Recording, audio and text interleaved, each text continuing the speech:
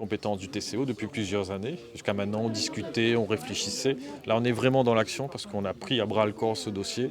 On a identifié les familles avec un technicien, avec une assistante sociale pour voir les besoins.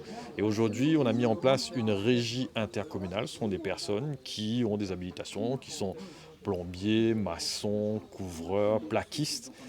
Et cette régie de 15 personnes, aujourd'hui, intervient sur ces dossiers qui ont été identifiés sur tout le territoire ouest pour vraiment sortir les gens de l'insalubrité. Ici, on a un exemple très concret, une intervention qui a été faite. Donc la salle de bain aujourd'hui elle est propre, elle est aux normes, les toilettes aussi pareil, et le toit qui coulait à l'époque, aujourd'hui, tout ça s'est réhabilité, les murs ont été refaits.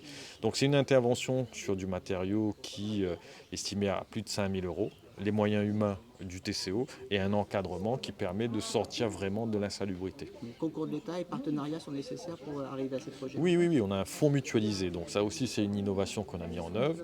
Les fonds de l'État, les fonds de la CAF, du département, on a aussi des entreprises qui nous fournissent du matériau parce qu'ils comprennent l'utilité de ces interventions-là et ça permet de faire une intervention précise et en peu de temps on sort ces dossiers de l'insalubrité.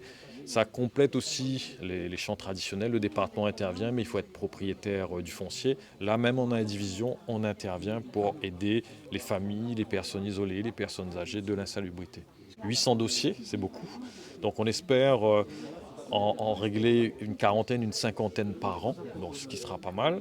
Donc là, on a une régie. On va compléter avec notre SPL Grand Ouest qu'on a créé et qui va intervenir avec des entreprises pour des réhabilitations un peu plus lourdes. Donc ça, c'est en cours.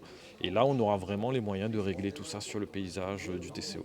Alors, il faut que ce soit sur l'ensemble du territoire, pas une commune plus que les autres, mais on voit les situations critiques. Donc là, on a une assistante sociale, on a un technicien aussi qui évalue, et puis on a la régie qui fait les constats.